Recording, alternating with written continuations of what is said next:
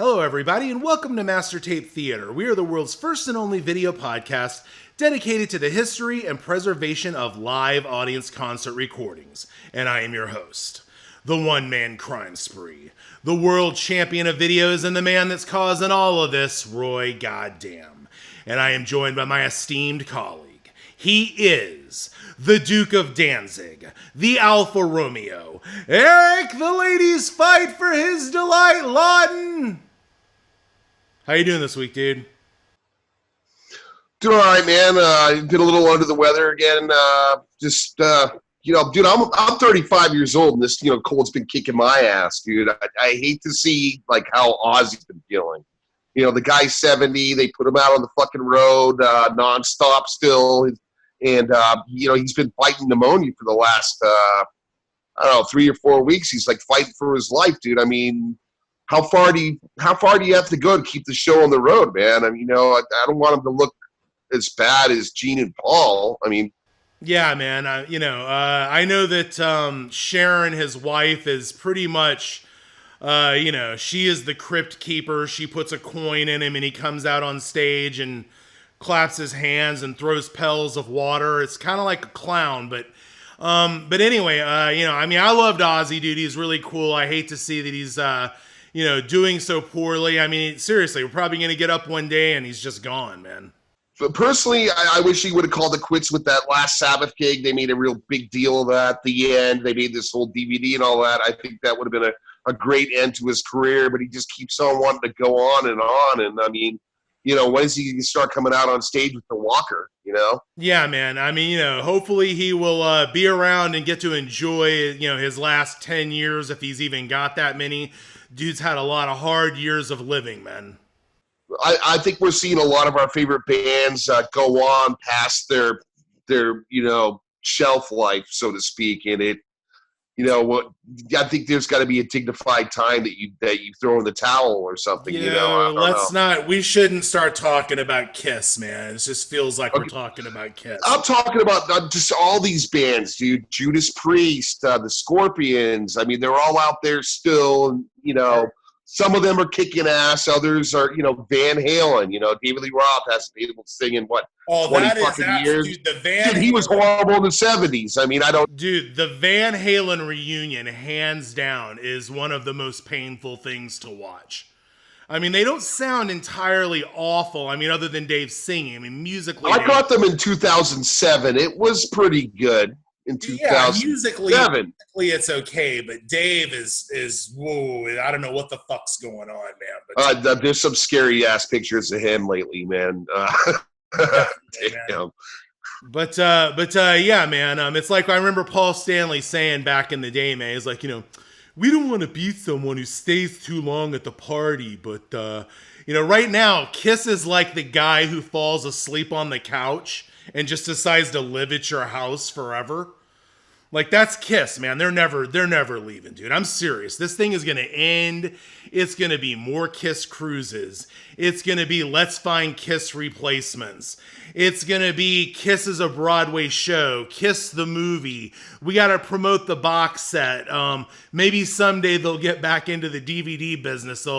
They can come in. You guys can still hire me if you want, man. I'll help you guys out, man, if you want. I could totally see them doing some kind of Rockstar Supernova shit to find the replacements. Yeah, there was actually a deal being talked about that was actually being shopped. I mean, I'm talking many years ago.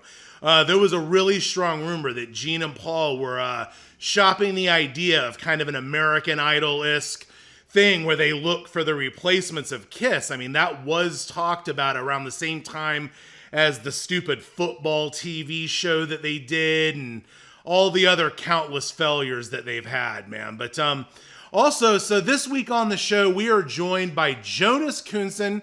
He is a filmer from Sweden. He has filmed a ton of amazing stuff, dude. You would die. This guy filmed the entire Monsters of Rock festival in 1991, every single band, and again in 1992. And the thing that's crazy about it is the footage kicks major ass, dude. He filmed a band called the London Choir Boys, a band called the Helicopters. I mean, you may not be familiar with these bands, but I've heard of the Helicopters. they are badass rock and roll bands. The London Choir Boys were kind of a Rolling Stones sort of meets the Black Crowes, sort of like, I don't know, hippie gypsies or something. It was pretty cool, man. But I'm going to have a link so that you can see some of his videos. I also want to let everybody know that we had a terrible connection. Apparently, Sweden, the internet, I don't know, it just didn't want to cooperate with us. So you're going to notice that his mouth isn't moving in time. At one point, he actually sounds like he's going into slow motion. We had to stop a few times and wait for the internet to catch up with itself, but we worked through it and I edited it to the best of my ability so that it's still enjoyable because he's done a lot of cool work. Dude, he filmed Motorhead like 93. Oh, wow. Yeah, he sent me a big picture. Shit. Yeah, he sent me a picture of a bunch of shows that he has, that he found all of his masters for, and he's going to hopefully have us transfer some of that and help him get that archived because a lot of his shows that are on YouTube right now are hosted on other people's channels. He does have his own channel, but they're older captures, and we're going to hopefully upgrade some of those captures, man. But also, I can't wait to see some of that Motorhead, man. Yeah, definitely good stuff, man. But I know that we actually have some viewer questions, dude. All right. What do you got for me this week? All right, first one is from Timothy Ambrose. He's asking, how do pro shot videos get leaked? Well, I actually have a little bit of an answer for that because that's a huge question, man. But everything is a band by band, case by case basis of how something gets leaked. But a lot of people wonder, how did this come to pass? Well, I don't know. Let's take for example the in-house video system in Largo, Maryland. Like Van Halen 1982 or something like that. So they would do these video shoots for the in-house video systems. And when they would get done with the shows, the video crews they would offer the shows to the bands for sale. So in some cases, the bands would purchase the tapes, and in some cases, they would pass on the tapes. But in most of the cases that I know of, it really comes down to loose lips sink ships. They let someone within the organization of the band get a hold of a copy of it. They leak it out to a fan, and then the rest is history. So, I mean, I guess really, most of the pro shots that you see were leaked from,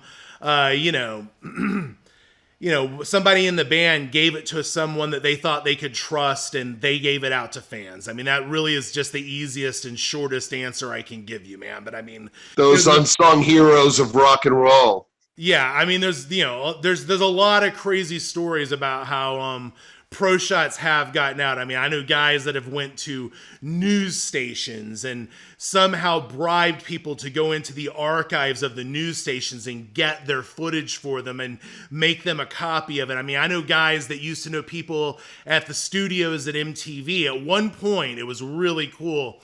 And I really regret not getting more of the footage now. But a friend of mine in Houston, Texas, by the name of Mark, who was a member of the network in the original 6.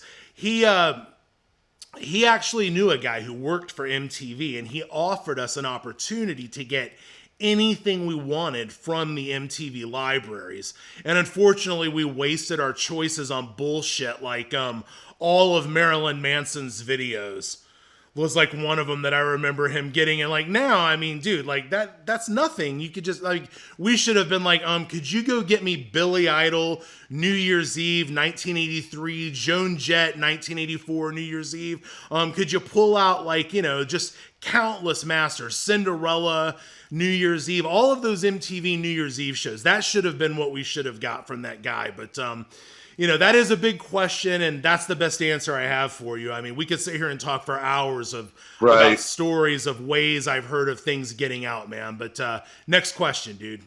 All right. This one's KP from the Master Tape Facebook page. What is your experience with rock stars who collect video bootlegs, especially shows of their own band and their idols, too? Well, I know a lot of stories actually about rock stars or people from bands that collect and have actually been to record shows and purchased things. I'll try to throw out a few of them right here, right now. Let's see. I know for a fact that Billy Corgan was a client of a friend of mine ran a booth at a guitar show. And Billy Corgan came up to the booth, and I remember that I asked him, I said, what did Billy purchase? And he said he got the Scorpions 1984 from Japan. And he got, actually it escapes me right now. That's the one that sticks out in my memory. It was definitely, he got that. I think maybe a Dio show. And I remember he asked him, he's like, do you have any pumpkins? And we're like, oh man, it's sold out, was what he told him. But he actually didn't have any pumpkins on the spot. Another major collector of bootlegs, two big ones I can tell you about, man. Bunny Carlos from Cheap Trick is kind of like the guy who, collects everything for the Cheap Trick archive. And so he collects audience shot shows. They were actually not super friendly about filming. I think now they're sort of pretty relaxed about it and they don't care. But back in the day, they weren't super cool with filming. But at the same time, they didn't want people to film them. But you had Bunny Carlos out there go again. I remember he went to a drum show, just like they have guitar shows where they have very expensive equipment and they have drum kits and, rare pieces of equipment for drummers. And Bunny Carlos was at the show, and the same person that I know, they shopped right there at the booth. Bunny came up to the booth and purchased some bootlegs. The list goes on and on, man. George Lynch from Dokken shopped at my friend's booth at the guitar show. They weren't shy about it, man. Lots of rock stars do collect bootlegs. Back in the 80s, that would be one of the calling cards for bootleggers when we would go to ask for permission. Now, I didn't film in the 80s, but this technique was used well into the 90s, man. You would show up at a band show for sound check. You would give them a bunch of bootleg videos. That's how I met Marilyn Manson. You give them a bunch of bootleg videos. You befriend them. They go, man, I love bootlegs. You see what their response is to that proposition. And then if they're receptive to it and they like bootlegs, or if they request more stuff next time they come back to town, that's a good way to get your foot in the door with bands and get permission to do awesome videos. A lot of great videos that were shot in the 80s, 90s, 2000s, even up until this day. That's how the bootlegger or the filmer got in with them, by giving them footage, man. Because, a lot of bands are more supportive of this than you might think. But, so that's it on that one, man. But we're actually gonna do a new segment here on the show this week that we've never done before, and here it is right now, man. This is Podcast Wars. Yeah.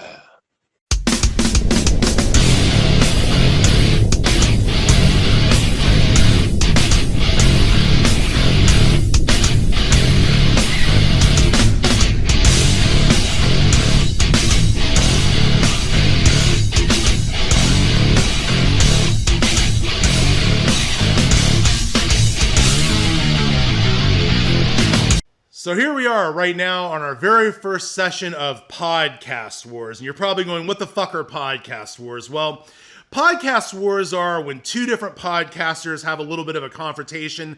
A lot of people may know that over the last month or so, we've been kind of poking fun at Three Sides of the Coin and Michael Brandvold, Mark Cicchini, the Video King, and, all of those guys over there. But, they have buried their head in the sand effectively. They don't want to respond. And this week I actually did a video, I don't know if you guys saw it, but called Take the Three Sides Challenge, where we encouraged everyone to unlike and unsubscribe from those guys' channel because they're just fakes, they're Kiss apologists, they're scabs. I could go on forever, man. They get free shit from Kiss, and they have to suck Kiss's dick, and that's pretty much the story on Michael Brandvold and Three Sides of the Coin. And we're gonna move on. No more problems with Three Sides of the Coin. Fuck those guys, we're done. But actually, another thing that people aren't aware of is that we have a lot of people that behind the scenes help us out on our Facebook pages And we have a guy who actually helps us by the name of Michael Lockhart. And Mike Lockhart and I have been lifelong friends. He's a really cool dude. He runs our Facebook groups and helps promote the show. And he's been one of my biggest supporters for a long time. He's helped me transfer shows. But, he had actually been promoting our videos on another page called Almost Human 56. It's ran by a guy by the name of Ralph Viera, or as we like to call him here at Master Tape Theater, Dr. Fuckface.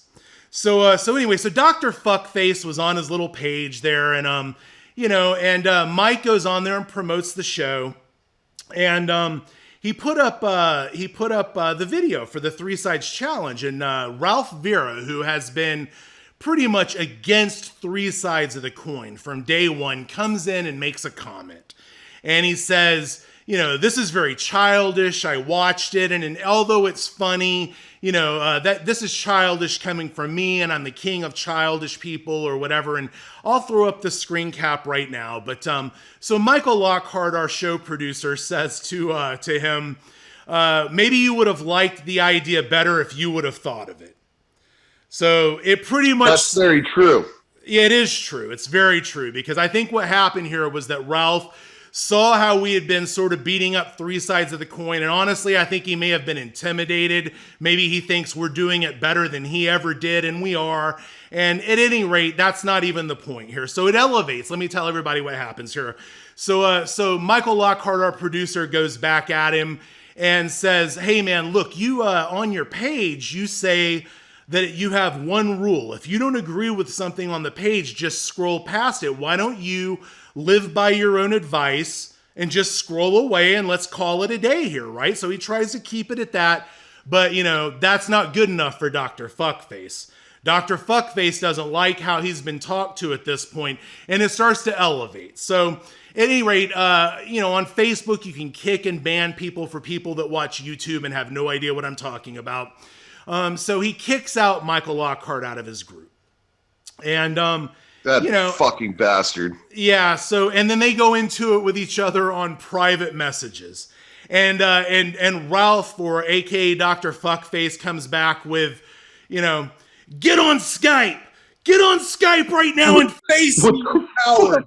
I know. He's like, what dude wants to fucking Skype another fucking dude? I'm sorry, dude. I mean, I know it's year 2019 and all, but call me old-fashioned. I know. So he starts calling our producer, Mike Lockhart, a keyboard warrior, and you won't get on there and face me. So Mike Lockhart says, we don't want to come on and be on your show because you have horrible production, and you should come on to our show because we run a quality production. And, honestly, I'm thinking, Ralph is a 54-year-old man. A lot of people don't know that.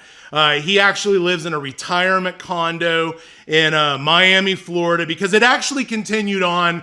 Mike Lockhart went on to his live stream and was trying to get him to come on the show and get him to call him and stuff. And, things just kind of spiraled out of control. And that's where we're at right now on this edition of Podcast Wars. Dr. Fuckface is not happy with Master Tape Theater, and we're not happy with him. So here's what we're going to do, Dr. Fuckface. I'm pretty sure you're watching this, or one of your friends might be watching this. And, what I want to do right now is extend an open invitation for you to come on to Master Tape Theater. And I'm going to let you know right now that Mike Lockhart is not going to come on your show. I'm not going to come on your show. We're not interested in being involved in any low-level productions done by a $200 flip phone. I don't know if you've seen this guy's channel, dude, but it's fucking trash. It's really bad, dude. And not only that, he's been going at it for like 10 or 12 years. He's got I think 12,000-ish subscribers. But, if you look at it on the big picture. How many of those people are deceased at this point? Or even he's podcasting from the fucking retirement home. I know. So he's in there at his retirement community condo, and he's making his little videos, reviewing Kiss and all of that, man. But, you do your thing. But I'd love to have you come on the show because I have actually come up with a solution. I'm a guy who is a problem solver, man, and I have found a way to solve Dr. Fuckface's problem. He wants to face Mike Lockhart. I will bring Mike Lockhart on the show with me. You'll be here on the show. We will have a civil discussion about how we feel about Dr. Fuckface. I mean, honestly, I got to tell you, man, I don't think he's a man of his convictions. He has always claimed to be against three sides of the coin and Scab Kiss, but here he is defending Scab Kiss fans. His entire, social media popularity is actually based on bashing Kiss and Scab Kiss fans. But when the opportunity was presented to him to be in on the joke, he was intimidated by it and said he thought it was childish. But anyway, that's neither here nor there, Dr. He didn't want it. He was upset that someone else was doing it besides him. Right. Well, anyway, that's neither here nor there, Dr. Fuckface. The time has come. It's the moment of truth. There will be no more keyboard warriors. We don't do Skype. We use Zoom. That's quality. But anyway, come on the show and let's talk things out, because I have come up with a solution to once and for all figure out who's right and who's wrong in this situation, man. And, that's it, man. You've had 12 years to come up with an audience. You've come up with 12,000 subscribers. That's 1,000 subs every year for 12 years.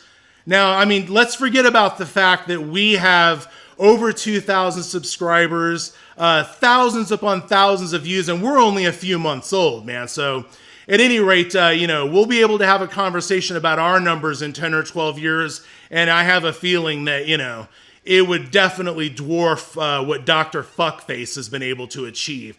But at any rate, man, we want you to come on. We have a solution for you. Come on and let's talk about it. Are you a man of your convictions? Are you a hypocrite? Are you a pussy? I know that when Michael Brandvold and the guys from Three Sides of the Coin and you got into it, you got upset, man, because they wouldn't respond. Well, here's your chance to prove that you are what you say you are. So Dr. Fuckface, I want you to come on the show. We'll get you and Mike Lockhart together, but when they're done, you and me have to have a talk, because I have a way and a solution to figure out how we can make sure that you and I figure out who is the winner and who is the loser. So come on the show. So right now, I'm going to be joined by Jonas Knutson from Sweden. He is a fantastic filmer that's done a lot of great work. This was a really good interview, dude. It's time to get to it. Right now, I'm happy to be joined by Jonas Knutson. He is a filmer who lives in Sweden, and he has a channel called 667 Extra Evil on YouTube. We'll put a link up in the descriptions. He has filmed many shows in Sweden, filmed a lot of cool bands that not many people actually have filmed that I like a lot, like the Helicopters. Also, he filmed the Choir Boys. We're going to talk about all that here in just a little bit. But I want to welcome you to the show, man. How you doing today? I'm doing fine. Just fine.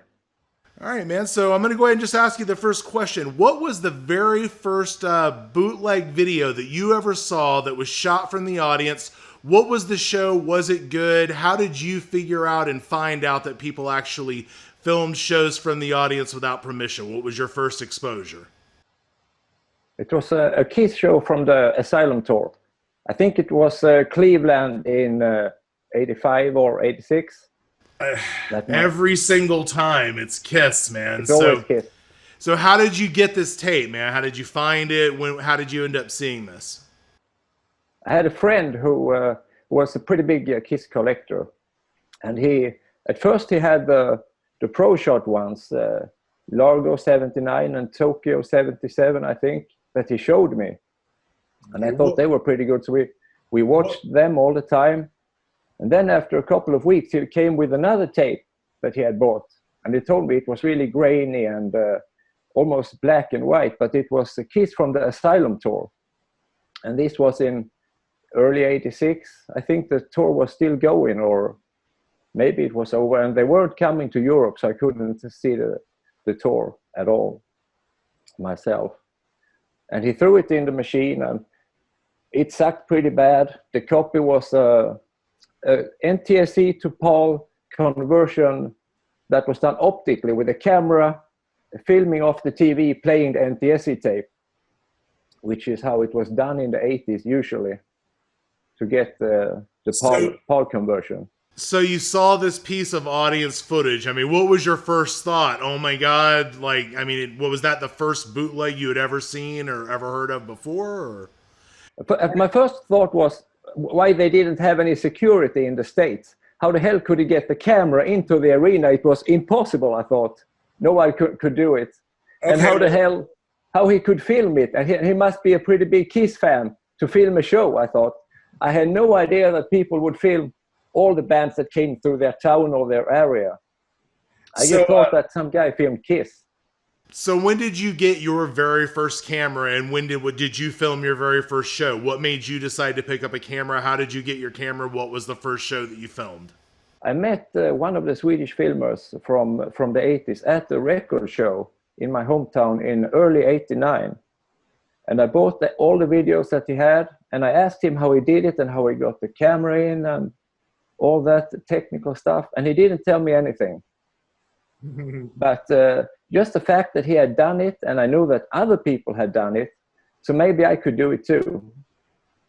So I had saved up some money to get a motorcycle, and I never got that motorcycle. I started buying cameras, and I got my first camera that summer of 1989. And I just had an idea to do some low security, smaller shows, and maybe amusement park shows and that type of shows, free shows and shows without security, basically.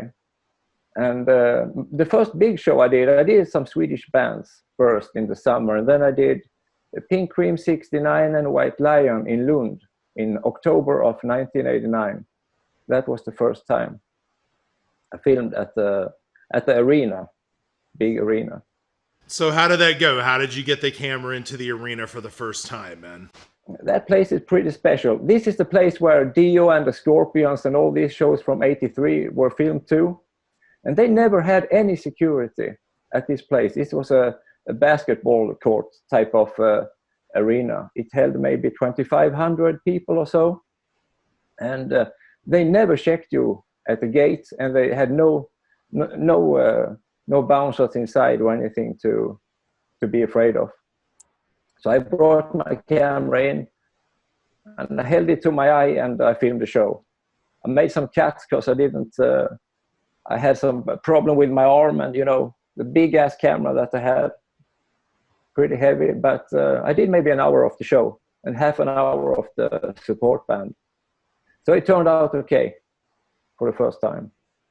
So you got the show, you got the first tape, but everybody has a story about the very first time that they were ever caught filming. So do you have any stories about being caught by security or any cool interaction stories? I was busted many times. Every time I was busted was when I was getting cocky, and I got right up on the best seats, and I didn't worry about getting busted. That was when I got busted.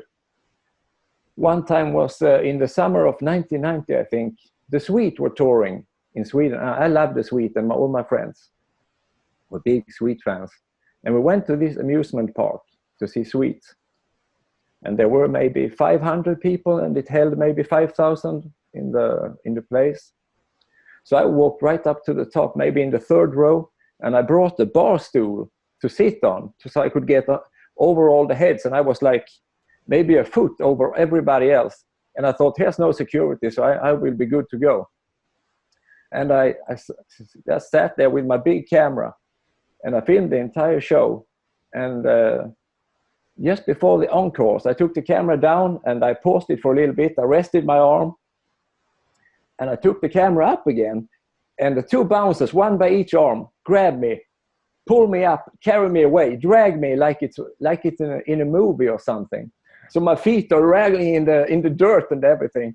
And my friend is running behind us and yelling at them that they're going to get arrested. We're going to call the cops. This is a kidnapping and everything. And they brought me backstage into a trailer. And I sat there for probably 2 or 3 hours. And they threatened me with jail, with a beating, and they were going to call the cops. And they called the team and told them to let me go because they didn't give a fuck about me or my fucking video. So I could go walk right out of there. They took the tape and that was it. No beating and no arrest for me. No jail for the filmer. Good. So I also noticed on your page that you've been involved in 2 camera shoots. So did you eventually meet some more filmers and start doing 2 camera mixes? Because I saw a lot of cool clips. I saw a Black Sabbath show that you guys did, and I noticed that at the beginning of that, they shot the audience with giant water cannons, which was really crazy because I thought it was the rain. At first, I thought it was raining on the video, but yeah, I just, it was crazy. Where was that, and what was that all about? The Hultsfred Festival in Sweden, a festival that it's not around anymore. They had some good bands between maybe 87 and up until 2007 or so, when it just disappeared. But Sabbath was one on my bucket list. Sabbath with Ozzy, that was one of the bands that I had to do. And that was actually the last show that I did without permission as a bootleg filmer. I decided it was time to stop running around with cameras in my crotches and everything that I had to do all the time. So that was the last show. That was the last show that you filmed without permission back in 1990. Was it 97 or 98? 98, man. I also saw an amazing piece of footage. You filmed Monsters of Rock. Was that your tape? It was Iron Maiden from Monsters of Rock, I believe, 92. Yeah, in England. We went to England quite a lot in the early 90s because it was really cheap. It was a flight to London and 1 week at the cheap hotel cost maybe $150 or equivalent in maybe £100 or something. So we did that several times. And me and my friend Richard, who was the big filmer from Stockholm, we teamed up for the Donington Festival and brought all our batteries and all the tapes, and we brought just 1 camera. But we did film the entire lineup of bands, and I don't think anyone has ever done that before or after. Wow, that's crazy! I didn't even know that. I watched that footage on the net on your channel, and really, really good stuff, man, for 1992 and that type of an environment. I mean, what was it like filming all of those bands that day? I mean, it had to have been really tedious and tiring. So it was you and a partner, and you traded off. How did you guys do that? Yeah, we were maybe 5 or 6 guys. So 2 filmers and 3 guys who were just hanging around and keeping an eye for security and everything. And we had a pretty long tripod that was about our length, and we stood in a hill where it was a little slopey, so there was no problem filming really. But it was a long day. It started in the afternoon, maybe at 1 o'clock in the afternoon, with the almighty Skid Row, Slayer, and Iron Maiden that day. So it was a really long day. Cool, man. That is an amazing story. I can only imagine how cool that would be to go and film at Monsters of Rock, man. 92 especially. I mean, that's really early. And we also did the Monsters of Rock in 91 with we did Metallica and Motley Crue only on that Donington Festival. And then we went back to Europe, and we saw 13 shows on that tour and taped and filmed quite a few of them.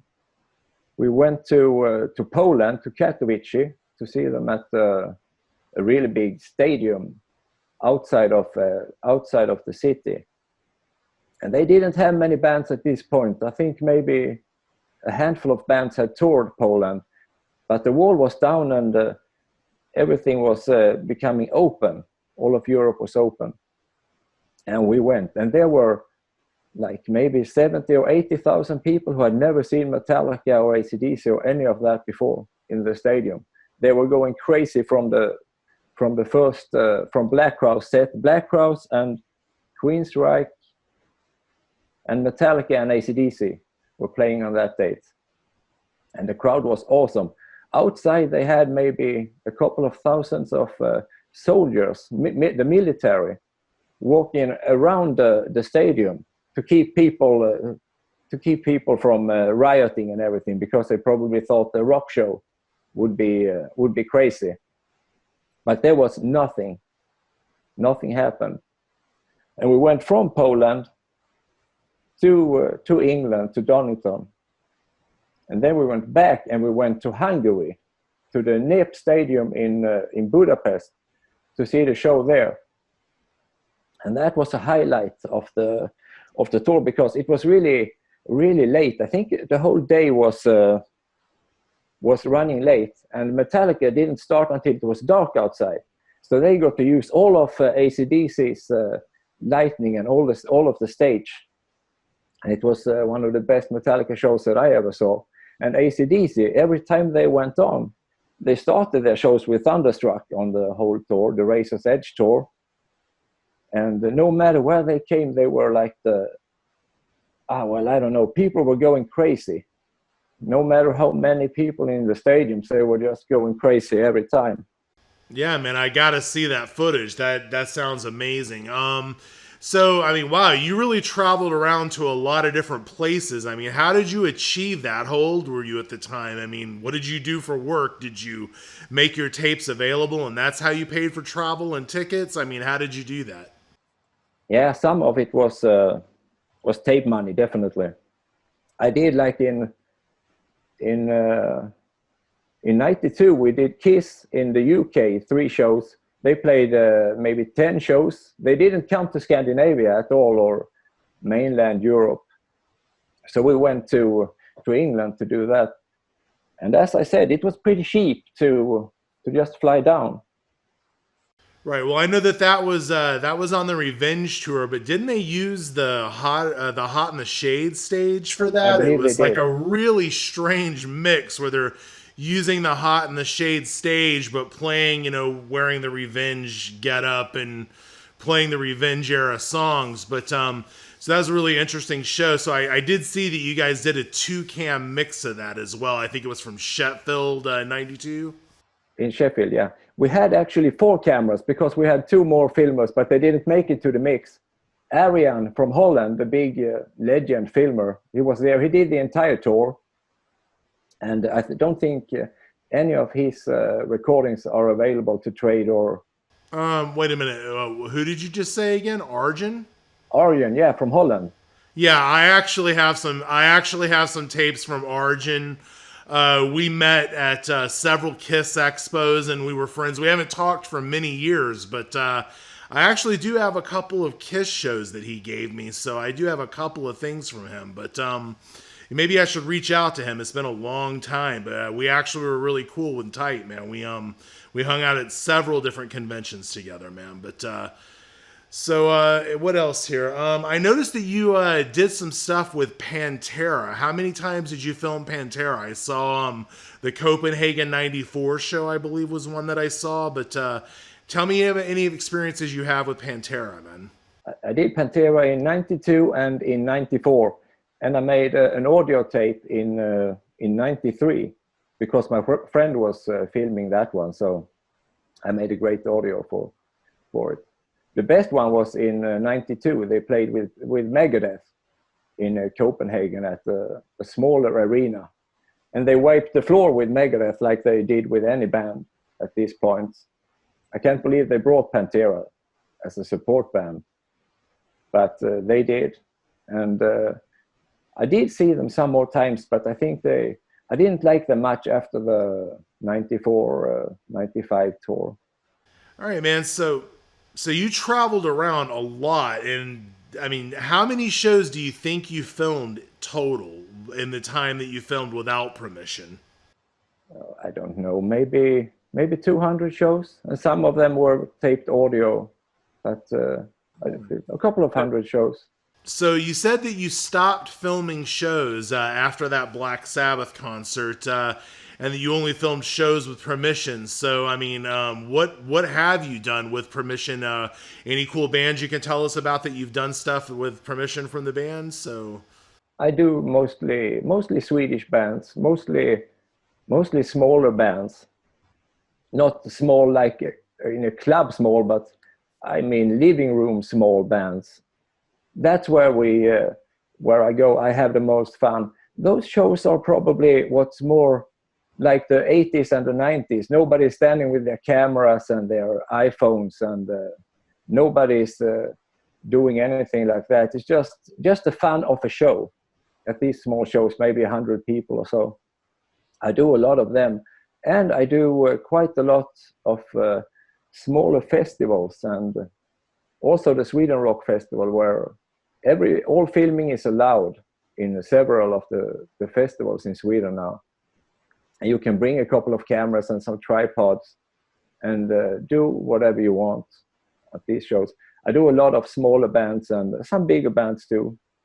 That's cool, man. I know that in Russia they also have no restrictions. You can film every show in Russia. There's just a ton of bands with really amazing footage from Russia. There's a bunch of guys over there that film, and yeah, there's just no restrictions there. So that's a really cool thing, man. If an arena band came, they did maybe 2 shows, sometimes 3 shows. And we coordinated our dates to get everything covered up. We had one guy in Norway, Terje, who shot everything there. We didn't have to go to Norway. That was good. And we went to Stockholm and Gothenburg, and we did, like when Skid Row came in December of '91, we went to Stockholm, and we had 4 cameras running in the ice stadium there. The next day they played in Gothenburg, and we all went, the same guys, and 1 extra guy. So I think we had five cameras running at the Gothenburg show. Wow. And none of these have been mixed properly, but one day they will be. Yeah, that would be awesome, man. I mean, have you made any attempts to, archive stuff? I mean, you sent me a picture of a big stack of tapes, and there was a bunch of really cool stuff in there. I mean, I'm dying to do that Choir Boys thing for you. I just, that was a weird, I mean, a lot of bands that you wouldn't think were known over here actually were. I mean, I'm from the West Coast, so in Los Angeles and New York and major markets, the Choir Boys were, totally known, and they had a lot of cool songs. They were very much like the Rolling Stones. Not a lot of people know about them, but that's a cool one I would love to help digitize for you. But yeah, man, I also saw that there was a Motorhead tape in that stack. I would love to do that one for you. But yeah, man, I mean, if we can be of any assistance in mixing any of those shows or editing any of those shows and converting them, we'd love to help you out, man, because I'd love to bring some of your work to the network. One of the things we hope to do is get everybody into one place and, give everybody credit for what they did and, just sort of have one digital library for the whole world to share forever, man. Yeah, I'm really bad at archiving and saving stuff, and all that business is not for me. I film the shows and I lose the tape. I film the shows and I step on the tape. I always. Well, yeah, man. I mean, let's save those ones that you showed me. There was a lot of good stuff in there, man. I mean, that Motorhead tape. I don't think I've ever seen that Motorhead show anywhere. That was filmed by my friend Richard. Ah. In '93. I think I have 2 different ones because I was going to make a 2-cam of it, and I never did. I bought a mixer, a Panasonic mixer in '94, I think, and then we started doing our own shows. Me and my friends started to film with 2 and 3 cameras. Before that, we had some different guys doing the 2 cams for us, and sometimes it got done, and sometimes it was just shelved and nothing happened of it. So I did a lot in between '94, '95 up until maybe '98 or so, when I stopped filming pretty much for a couple of years. I filmed only smaller bands and local bands, and there were never any mixes. And I put the mixer somewhere, and I think I lost that one too. It's in a closet or something. So, of all the shows that you filmed, man, what would you say is the one that stands out forever as your favorite video that you ever filmed without permission, man? Maybe the Extreme show from Copenhagen in '91. That was a great one. I had never heard them, and my friend just gave me a ticket and asked me to come along just to film, because he wanted a video of the show. So I joined them, and I filmed. The support band was a band called Saigon Kick that had what was his name? Jason Beeler as the guitarist. Yeah, I actually filmed Saigon Kick in They were Myrtle from Beach, Florida, right? I'm sorry, say that again. They were from Florida, I think, from Miami. Yeah, I filmed them in a place called Myrtle Beach, South Carolina. I filmed about an hour of the show. It wasn't even a very long show, but somebody came up and asked me to stop. Okay. And, I was just like, you've got to be kidding me. Like, nobody cares. Like, you're lucky I'm in here. I'm helping you get more exposure with collectors and people that might want to see your band. But anyway, man, I just packed up and left. But I do have an hour of Saigon Kick. And as far as Extreme, there's actually a guy, John from International Transfers in Boston. Are you familiar with him? Yeah, I traded with him quite a lot in the 90s. Right, man. Well, you're going to die. He actually works with Gary Cherone still to this day. He managed Extreme for a little while. I met Gary Cherone at a Kiss Expo, and I want to say 2001-ish, maybe. I remember meeting with him, and I actually wanted to interview him for the original documentary about Bootlegs, and he didn't really have much to add, so the interview didn't happen. But my friend John in Boston, he actually works with Gary, and maybe now we can get Gary on the show or something and talk to him a little bit more about live recordings. I have to figure out and find out what he's been up to. I haven't talked to John about him in quite some time, but I did see that they saw each other over the holidays. So cool that your favorite bootleg was Extreme. I mean, maybe I can get a signed bootleg copy of Extreme, your show, or something. Anyway, but Absolutely. So, man, I want to thank you for joining us this week here on the show. I know this was short and sweet, but we can have you back on again in the future. I want to thank you for coming and sharing your stories. And, man, it's been really cool hearing all about the great shows that you filmed, not just in Sweden, but all over Europe. I mean, Monsters of Rock, really cool stuff that you've done, man. Okay. All right, man. Well, you have a good one, man, and you come back and see us again, dude. Okay, thank you. Thank you, man. So there it is, me and Jonas talking about his contributions to the world of bootlegs. I want to thank him for coming on the show. He actually messaged me after the interview with a ton of other great stories. He's like, I forgot this and I forgot that. So he was an awesome guest. He's been a big supporter of the network since day one. I know you're watching the show, dude. We're definitely going to have you back on. And I want to hear lots of other stories that you have, man. But that footage of his from Monsters of Rock 92, the Iron Maiden show in specific, that's good stuff, man. I've had the CD of that for like 20 years now, dude. I mean, I can't wait to see more of that, man. Yeah, that's it was like right before Bruce Dickinson left. It was like one of the last things he did with the band, and he was gone for a while. And they had the other guy that didn't really work out, Blaze, and it's some good shit, man. Yeah, man, really cool footage, and I look forward to being able to bring some of you guys that stuff right here on the network. I want to give a big shout out to all of our Patreon supporters, especially our new Patreon supporter. He is one of my good friends. He helps us out on Facebook with delivering content to many of our viewers. Russell the Barber Beefcake from Texas. Dude, thank you. You didn't have to do that. Thank you so much for all of your support. But everybody, that's it for this week, man. Do you got anything else? If you're wearing diapers, man, it's time to throw the towel, man. You're too old to rock and roll.